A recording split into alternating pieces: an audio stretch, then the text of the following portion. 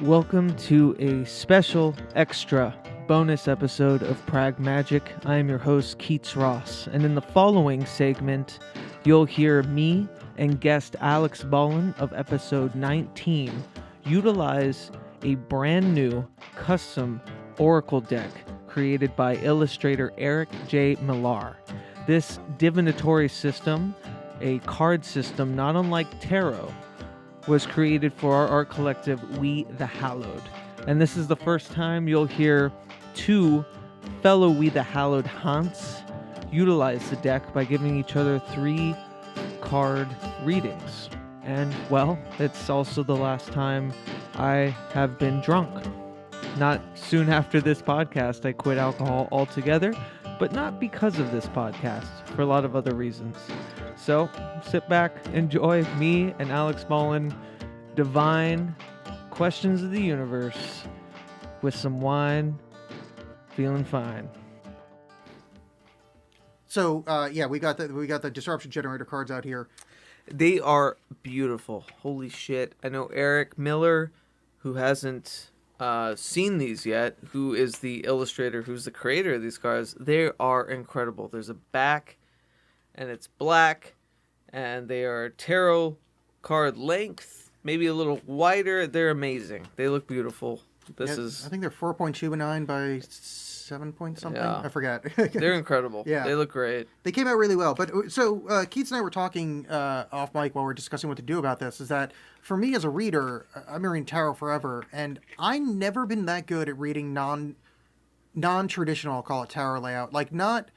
I'm fine with any given tarot deck. If it's got 4 suits, it's got the major arcana, some variant. I don't care what order they go in. I don't care what's on there. But when it comes to like this, like Oracle decks and things like that, I get a little. I just don't really have the confidence in it. But maybe we'll pull some fucking magic out of it. Fuck it. We got two of the Portland podcast triangle weirdos. While there still is a Portland podcast triangle. And we're talking about constructing narratives. This is us, just off the cuff. We're gonna do an improv reading. Yeah. All right. Off so of just completely random cards. Let's do it legit. Like I'm making money off this. I'm gonna tell me when to stop shuffling the cards, or riffling, or whatever you want to call it. Oh, I like riffling. Let's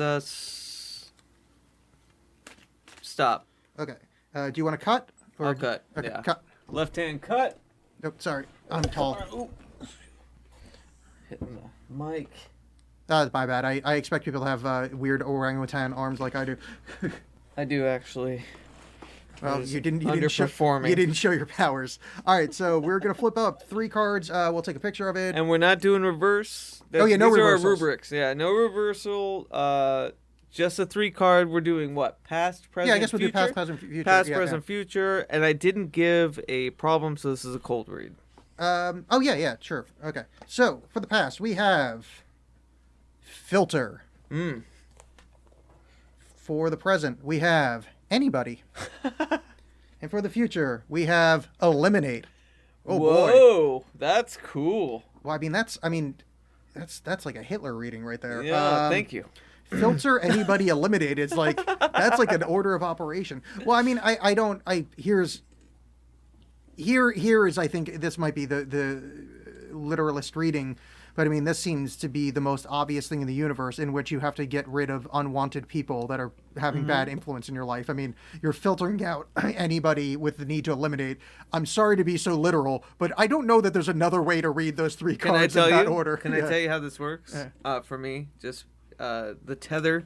There's a lot in my life recently that has come up about not filtering myself, being completely honest. Yeah. And I did an herbal tarot reading recently, did a couples reading with Mary at this place, and everyone had said, what is holding you back? What are you afraid of? Let your magic kind of shine. Or, yeah. How they do. And to me, immediately, it was like, in the past, I filtered it. Now I'm giving it to anybody. Now I'm eliminating, or I should, in the future, I'm going to be eliminating whatever the fad is or whatever I shouldn't be. Oh, okay, saying. Yeah. But that is again, this is my second disruption generator reading, and it is so literal. It's ridiculous. Yeah, I mean, that's a pretty straightforward thing. That's where I think maybe I struggle with Oracle decks, which this would fit into, where it's kind of hard for me to have any kind of like, not to sound highfalutin, but any kind of like psychic influence or any kind of like deep subconscious read going on, because it's like, no, that's just like a word. Like this is like I literally almost made a sentence there. Filter anybody eliminate is like nearly a grammatically correct sentence. That's true. Yeah, I mean that's the thing, and these are so random. I guess we should talk about how these cards were made. Yeah, you should explain the generator. Yeah, so Eric Miller has been doing Monday through Friday, has been releasing a card on wethehollow.org. Now, the card is illustrated by a word that he generates in a random generator. So there's no rhyme or reason for what these words are. There's no rhyme or reason for what he illustrates other than just the word that comes out. And so we're finding he's going up to like 125, so he's almost done. He's been doing this a while. And it has just been this weird, I don't even, like, experiment about finding mundane magic in a way. Because the words that he has been generating obviously have no tether, no amiable, they're completely aimless as far as anything together. Sorry, I was trying to get you to, everybody always says sorry when I mime to them. Okay. No, but so it's just very strange to me that I have been able to find a linear causality between cards when they're so random, and the whole point is that they're completely random. Yeah. Here's what.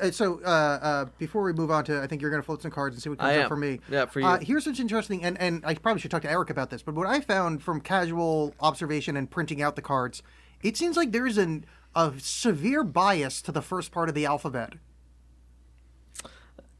Everything is below, because what's the center number? What's the center letter in the alphabet? Like M? Sure. That seems like the middle to me. That might just be the way in my head it works. But anyway, wait. Yeah.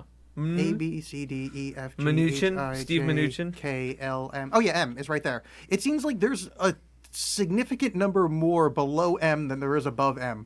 And it's just one of those weird... 26 letters would be hard. No, 13? No. Yeah, 13. So yeah, between L and M. But anyway, I just noticed that. All right, so let's take a picture of this. You should probably take it since this is your show. It since I turned on my phone because... I wiped off my table as best I could. I'm a snitch!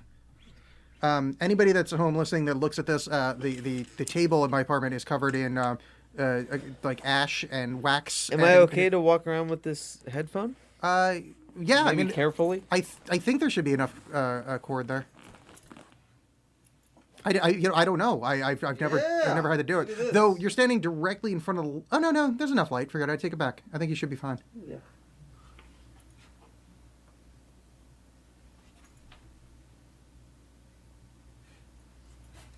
You're right. Yeah, it's an awkward. I've tried to take pictures of tarot in this room. It is difficult. All right, brilliant. All right, so yeah, I will take the deck. Once again, Rubik's being no reversals. Once again, the Rubik's being no reversals. Although reversals would be mad fun, not for this reading, but for later readings. For later readings, I'm repeating what Keats says. That would be trippy. Oh, because the mic can't hear me. Yeah, they're unidirectional. So I'll sports commentate because this is a sports podcast now, according to earlier in the show. Sports ball. Actually, hold on. Well, you don't have to hold on. Just remember at like an hour 16, you're gonna have to do some edits. Oh, sure. Or not. No, or whatever. Have you ever heard of My Chemical Bromance? Edit's not needed. Oh, I'm not saying you have to. Just if you want to... These awkward spots where we're talking off mic or moving shit around. By the way, if we can, for a minute, funniest podcast of 2018, you and Eric summoning the cartoon demon. I'm so glad that worked out well. Yeah, people really ridiculous. responded to that. Yeah, I'm so glad that happened. I almost wrote a whole thing about it. It was my favorite podcast, I think, ever. Looking back, I had the most fun. Maybe it was because I was kind of peripherally involved. Yeah. In a way, but Jesus Christ, that was funny shit. It was. I mean, I found it was not a thing I thought would happen to me, as being in the park in my neighborhood trying to summon a cartoon demon. It was one my night. favorite. I was like, I'm glad this is the way, because I did set intention to meet new weird people, and I ended up meeting Eric. So I'm glad that this oh look, this is the end of a long cycle of focus. Is well, so real quick update, because I told you when you guys were talking about it, I was like, well, have you exhibited any characteristics of the demon? Because I thought that's how you would measure if it worked or not. No, so I don't. Have you become, what's his name? Hunson Abadir, a king of the Nightosphere on Adventure Time. To catch the audience up. That's who we're trying to summon. No. The only thing that really came of it, I actually, as far as, I don't know if this is magical or just I put out an amusing episode that people talked about, is that episode a lot more people talk. It's been a while since an episode I put out had that kind of resonance of oh shit, I need to talk to him out loud about it. Because usually I'll get random.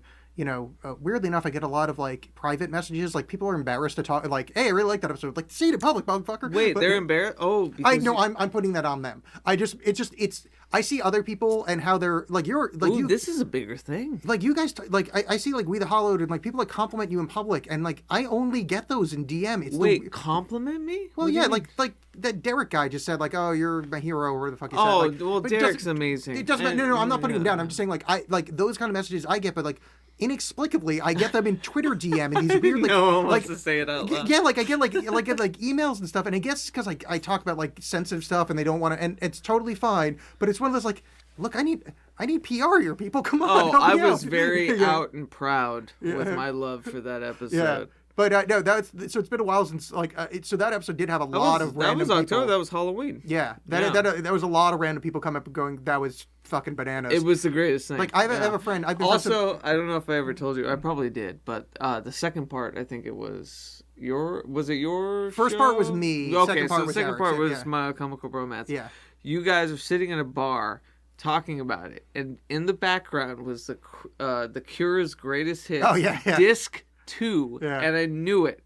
The back of my hand, because growing up, I was like, "Oh, this is just 2 of Staring at the Sea, the greatest hits of the Cure." Yeah, and it's not like it I makes just love that that's It's not like it makes sense on paper, but it does. It is it did feel apropos to the conversation. It was great, and it in no way it's a thing that as an from an audio engineer background. Let me not say I'm an audio engineer, but from an audio engineer background, I'm like, oh, I would lose my head over, bleeding music or whatever. But for that, it was fucking perfect. Yeah. Everything about that episode was hilariously synchronistic. Yeah, no, I enjoyed it greatly. It was nice to actually hear random people. So I have this friend. I've known him for almost the entire time I've lived in Portland. I moved out here in 04, 05, somewhere in there. So he's never listened to a single episode of anything I've ever done. And he's just not a podcaster. He just doesn't listen. I don't think he's heard a podcast. Right. But after that episode came out, like in December, that came out on Halloween. Sometime in December, we're hanging out. And he's like, "Oh, by the way, I listened to one of your shows. It was the weirdest thing I've ever heard in my life, and I ended up listening to your friend's show and then a couple more of yours." And I'm like, "Why'd you listen to my friend's show?" And he's like, "Because you were trying to summon a devil or something." I'm like, "Holy shit!" And so I've known this guy for 14 fucking years or whatever it is, and finally he listened to an episode of my show. Now you know me. It was that one, and I'm like, I don't know if that's demonstrative. He's like, "I know. I went back and listened to other ones, but that show got him into my." Yeah. All right, so we got the deck out here. So we're all shuffled. You cut. Okay, yes. Not I want you to shuffle a couple more times. Okay, fair enough. I don't feel comfortable with that deck right now. Fair enough. Actually, that's enough, and now I'll cut. Yeah. I'm gonna do a little more. Well, you're supposed to listen to the reader. I feel inadequate. Yeah. No. Now I want you to do more. No, I'm supposed to. I'm getting the vibe here. I'm a weirdo psychic kind of fella. Sure. There. That's what I like. Yeah, right there. Perfect. Love it. Won't pay no, never mind. Okay, now here's going to be the sickest thing that's ever happened. I don't know sickest is dopest? Yeah, dopest, raddest. Yeah. I don't know the cards in this deck. You're going to do a magic trick, aren't you? No, I'm just going to guess what the next card is. Yeah, which is, but that's the thing is, it's almost impossible. No, I didn't. I don't even know the names of any cards. So, I'm going to say that card is something related to germ. Oh, come on. What? No, I mean like the word. I feel like all of Disruption Germerator, you know? No, I mean like literally like, I know. Are you that's ready? Like, yeah. Not even misshapen. close. Okay, didn't call it. Thank Okay. God. I was going to freak out. Me too. I would be great. That's why I like guessing. I used to try to guess people's phone numbers. God. Just because if it ever worked, it'd be amazing. Acidic, misshapen, acidic, and absentness. Ooh. So what do you think there, Mr. Keats? All right. So if we were going to do it the classic way, we'd look at the art, right? We'd start with the art. So misshapen is the first card. We're going to put that. We're going to do what?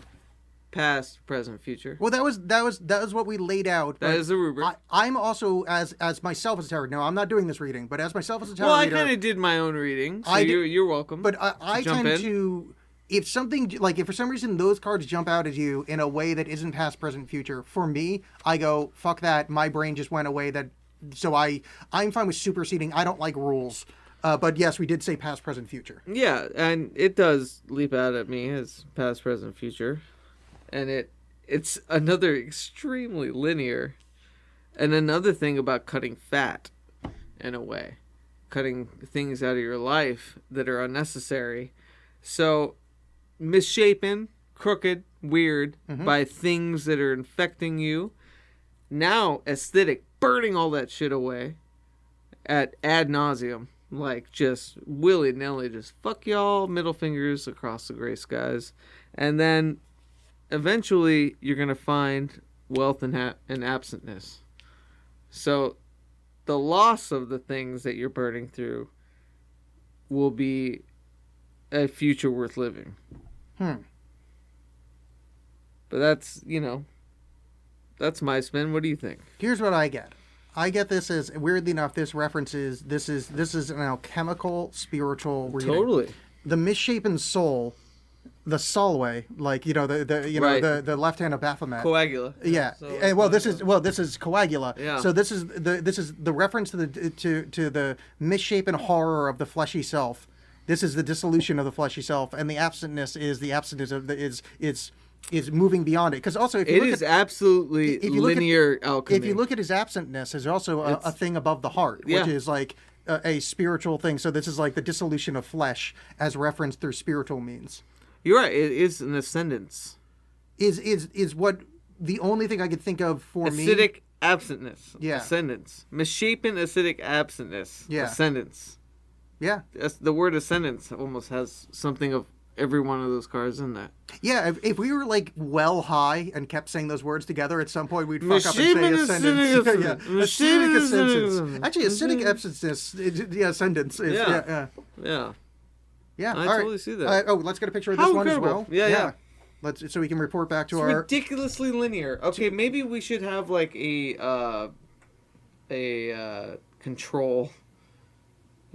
Just like let's just do a reading random. Well, here's what this is. Well, here's what my thought was going to be. Too on the nose. Oh, okay. Well, we want to do like a random. All right, so let's. I don't know. Well, let's ask it a question and see if it'll answer. All right. Old school, like real. Let's do a real tarot thing. All right, let's. Yeah. So you've walked into my study. All right, at this point, this sounds so fucked. Let's just look at each other. Okay. Okay. So you've walked into my study, into my parlor, and you're like, "Hey, we got an issue. We got like a thing happening. We got an issue. We got a thing happening." Oh, great oracle. All right. So what do we want to ask the deck? And then let's. Do you come here often? Yeah, and then we flip the cards and it's regeneration. Acidic absence. Yeah, regeneration. Come belly. Oh, jeez. Spore. Yeah. Spew. All right. Family. So let's ask it something. All right. So let's do. What do we want to ask it? Let's ask it something and see if it'll speak like in a direct. Well, what do you? Okay, we'll do this. To close. Yeah. Where can people find you, and also what do you hope is coming out soon? So podcast wise, I'm the Alexx Cast. Everything I do is Alex is spelled with two X's, so it's Alexx Cast. I also do a movie show called John and Alex Hate Stuff. You are the only Alex with two X's podcast. I think so. There is the Alex Jones does. No, he's got a single X. Yeah, two X's. So that's how you find me podcast-wise. And then I'm Alexx Bollen, Bollen, on Amazon, and you can find all my written work. Periphery is the novel we were talking about before. I have a collection of short stories and poems called The Void Sutras, and within... Such a good name. By the time this comes out, we'll be probably within a month, maybe 2 months of... I have a short story collection I'm putting together that's not to be... Like, I think it's the best stuff I've ever done. Like, cool. and not like, so I do have some short stories on Amazon, and they're going to be in the collection. So this is actually me saying, if you're interested in my work, don't get those yet, because there's going to be a proper printed version with those included. And you can read some on wethehollow.org. I put some. I put a couple things from the Void Sutras, and I think I put an original thing. Maybe I'll throw some more up there. So yeah, that's sort of how you can find me. The written stuff's there. Alexx Cast is the other stuff. I'm pretty Googleable. It's hard to find what I look like, but as far as my written work and what my voice sounds like, pretty easy. He's a stud. I am foxy. Assuming you're only listening to the podcast, I'm like Chris Hemsworth mixed He's with. He's a good sounding stud. Yeah, exactly. Well, that's what I say. That's the great thing about podcasts. If someone likes you from it, they like you for who you are. They don't like it. It's got nothing to do with the meat People always tell sack. me I got a radio face. Yeah. Face for radio. I don't meet a lot of people, so they don't get to tell me these things. Get it? Yeah. It's because they don't see it. Because it's horrible. I got you. Scarred individual. I didn't want to dignify your handsome face being shit on with a response. I appreciate that. I'm You're Phantom of the Opera. You're 50% Ewan McGregor. We've discussed this. All right, so we're asking the cards. Mm-hmm. We're asking what are we asking it? Okay, so I too we both have things going with Eric Miller. Yes. He's helping you illustrate your comic idea. He's illustrating my column that happens every week. Yes. About me creating my comic or whatever it is. Yeah. Which is going great, and it's honestly Eric is the coolest. I love him. Yeah, he's a rad dude. I met him that one time, but I liked him quite a bit. No, I mean he's incredible to work with. We're using his disruption generator. So I guess let's talk about let's ask what the future is for the disruption generator. All right, let's ask what the. Well, wait. Let's say what the future is for his collaborations with us, because. Well, see, I didn't want to because it's probably gonna read like acidic absentness. But the problem, yeah, true. The only reason I don't want to do that though is because the one time I met him in person, he literally told me what the future of the disruption generator is. Right. So we all know. We know the answer. Yeah, so like yeah, I don't like. I feel like that's a waiting. But I thought that was a quantifiable result. Yeah. But that's why I feel like I don't want to. Yeah. All right. Yeah. So. Our collaborations with Eric J. Miller. Okay. Yeah. Right, Millar. Sorry. Millar. Oh, is that true? Yeah, it's like Mark Millar. Oh, does he actually pronounce it that way, though? Millar. Yeah. Okay, all right. Because, I do know... I know. I'm bad with it. No, but I know a person spelled that way, but pronounces it Miller, like the... Okay, so, future collaboration. First card up is... Handsaw. Handsaw. I like it. Cutting things down. Second card off. Putting some elbow grease in. Naive. Ooh. Unsure of where it's going. All right. And the third card up. Ooh, creepy. Yes! Yes, it's we back! fucking called it. It's back! Hey, people at home, you have to understand, I have been riffling and shuffling the deck this entire time. That's insane. There's how many cards? There's more than tarot in there. Yeah, I think this 80 was something? 80. It was 80 something. I don't remember the exact number, but so it's more than tarot's like tarot, 72. 78. Yeah. 78. Yeah. So there's 80 something cards. Like that was a total shuffle. Yeah, that's crazy. And our third card, Uh-huh. our last card has been, and I joked about this, absentness. No, but here's the problem though. I think this means Eric's leaving us. The hard work. He's going to bigger and better things. The hard work turns naive, and it leads to absence. Right. He's going to bigger and better things. He deserves it. I mean, I'm okay with it. Godspeed, Eric Miller. Yeah, but, Eric Millar. Yeah, I hit the Eric A that J. time. Millar. I hit the A that time. I did it. I'm not gonna go overboard. Hey, before you leave, can I sign some papers? Can you sign some papers? Can we sign some papers together? That's all I want to ask.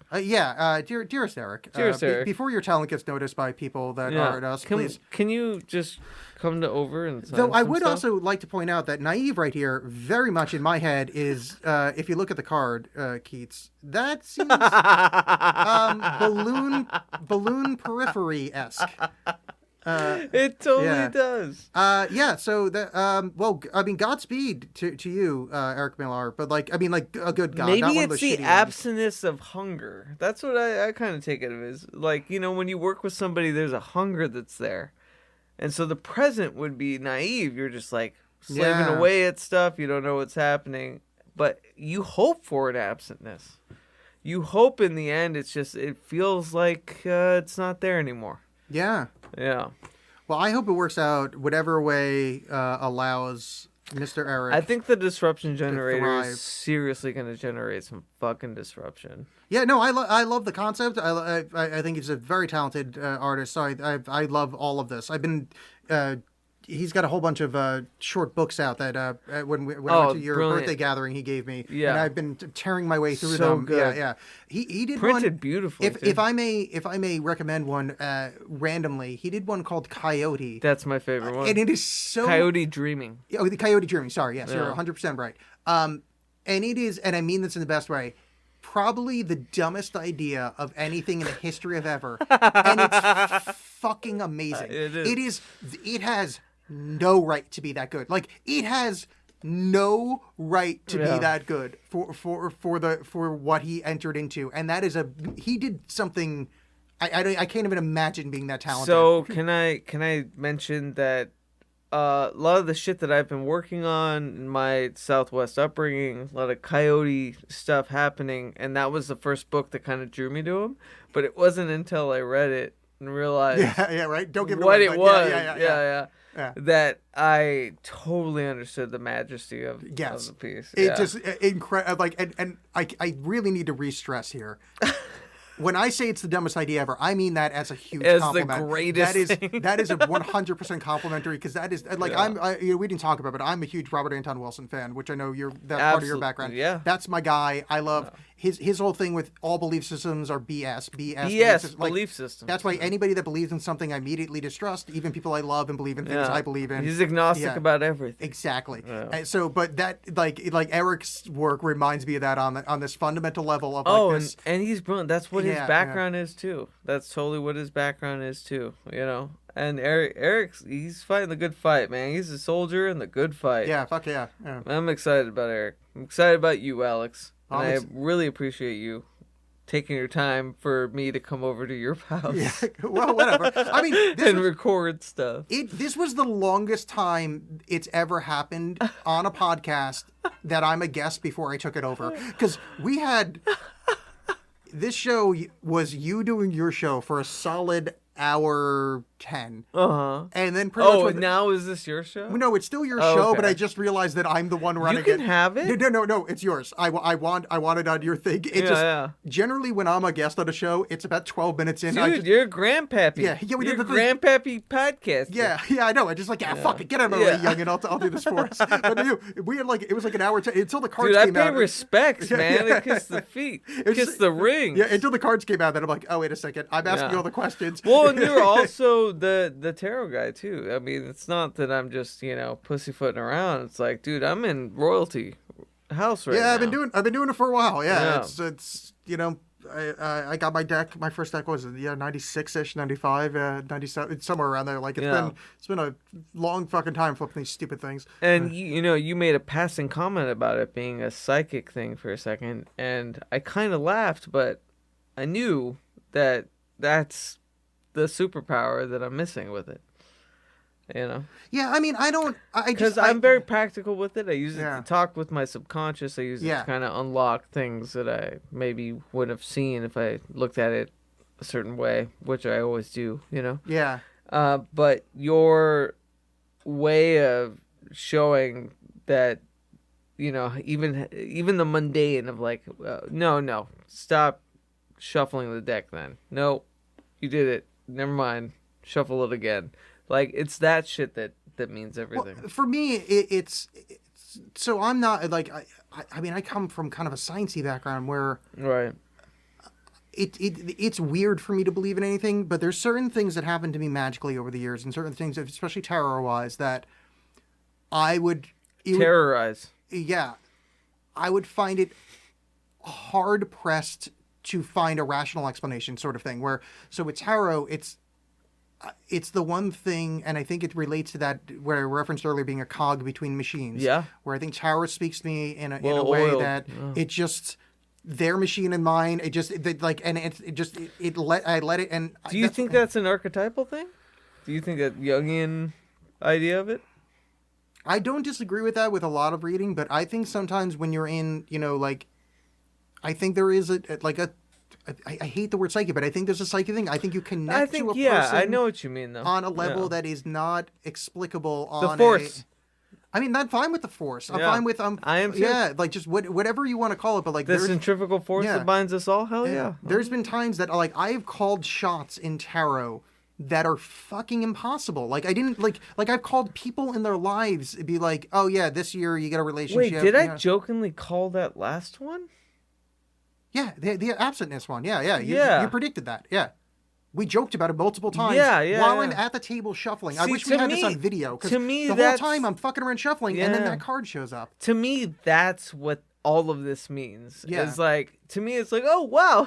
Wait, think about that. Yeah. How fucking random is that? That's incredible. And for me, because I have an analytical kind of science mind, at the end of the day, tarot helps me connect to a psychic thing. Like you and I did Zener cards one night. Yeah. Where like, I don't want to think about it. I just want to flip the fucking thing, because the more you think about it, the more you live in a world with gravity, with physics, with all the normal shit, and that's the way that those cards fall on the table. But if you just ignore that and just try to just connect to the thing, you can get something that's something else. And like for tarot, I like that, where you lay out a whole thing and just get overwhelmed with images and just go, fuck, that means this, and you can call a shot that's weird. Like I predicted a friend meeting a guy and them having a kid, like, and not like in a.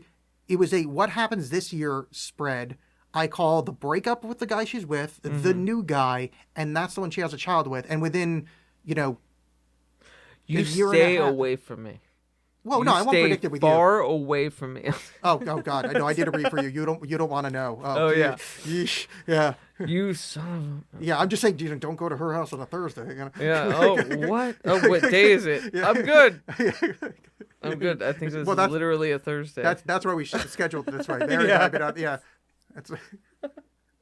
Yeah, I appreciate KEATS that. with Thank a little you, 2 over score. It's at her house right now. Squared. Yeah.